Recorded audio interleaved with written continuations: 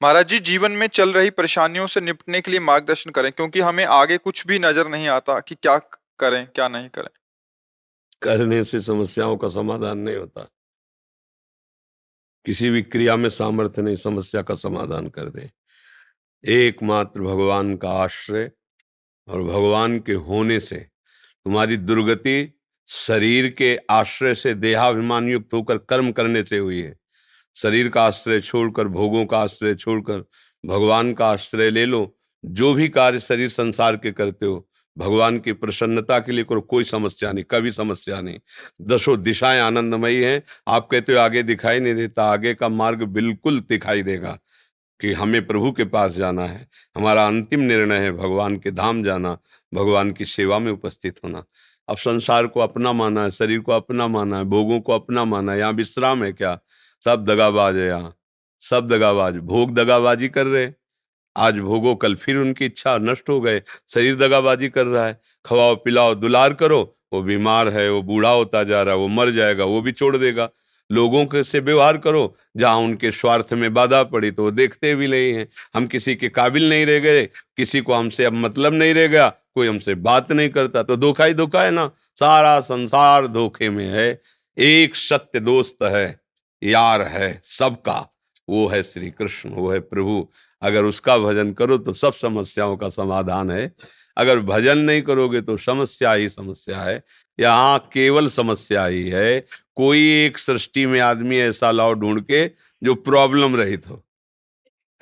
एक आदमी पूरी सृष्टि में अगर वो है तो भगवान का दास होगा, दूसरा नहीं होगा। चाह मिटी चिंता मिटी, मनुआ बेपरवाह, जिनको कछु न चाहिए उस शाहन के साथ, वो भगवान का दास होगा। अलमस्त पड़ा है, लंगोटी में है तो जय जय, और खूब महलों में बैठा है तो जय जय। उसको भगवान के आश्रित है। अपने लोग अहंकार से जीवित है, इसलिए समस्याएं हैं। अहंकार को भगवान के चरणों में समर्पित कर दो। जैसे सिंह के किए हुए शिकार को दूसरा कोई दृष्टि भी नहीं डाल सकता, भेड़िया आदि, ऐसे ही काल के द्वारा शिकार किए हुए हम सब जीव हैं। कोई दूसरा नहीं बचा सकता। एक काल का भी महाकाल हरि है, वो केवल हमें बचा सकता है। काल रूपी सिंह ने सब पूरे ब्रह्मांड में अपना तांडव मचा रखा है। अगर कोई बचा सकता है तो एकमात्र भगवान, दूसरा कोई नहीं। भगवान खुद कह रहे हैं, मामे वे प्रपद्यन्ते माया में ताम तरन्ते। पर ये बात किसी को समझ में नहीं आती। एकमात्र समस्या का समाधान मंगल भवन मंगलहारी, भगवान का आश्रय बिल्कुल खुला बेपर्द मार्ग है, जिसमें आनंद ही आनंद है। पर जीव समझ नहीं पा रहा। वो क्योंकि भगवान के मार्ग में चलने की सामर्थ्य खो बैठा है विषय भोग से, तो उसको लगता है पहाड़ पे चढ़ना है, और संसार के ये सब लगता है बहुत सरल है, सहज है। आज समस्या आई है, कल हम निदान कर लेंगे। और जब वो निदान करने चला तो पहले एक समस्या थी, अब कई समस्याएं हो गई। समस्या समस्या समस्या, अंतिम समय समस्या में ही मर जाता। फिर नई समस्या, नई योनि, नया घर, नया परिवार, नई समस्याएं। एक जन्म थोड़ी हो गया समस्याओं से लड़ते, बहुत जन्म हो गए।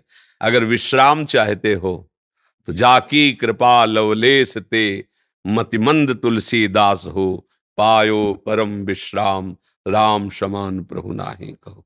गोस्वामी जी कह रहे हैं, पूरी कृपा नहीं, एक लेस मात्र की कृपा भगवान की हमारे ऊपर हुई, परम विश्राम हो गया। तुलसीदास जी कहते मैं वही तुलसी था, जब दूसरों के दरवाजे भूख से व्याकुल होकर खड़ा होता तो लोग कहते थे तुलसी अभागी है, इसको खड़े भी मत होने दो, नहीं तो तुम्हारे घर में कुछ अमंगल हो जाएगा।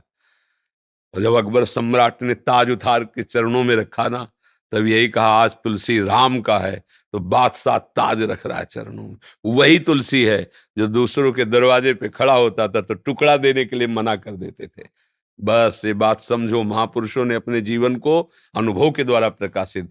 जब हम भगवान के हुए तो पूरा त्रिभुवन हमारा हो गया, और जब हम अहंकार के थे, अपने थे, तो कोई पूछता नहीं था।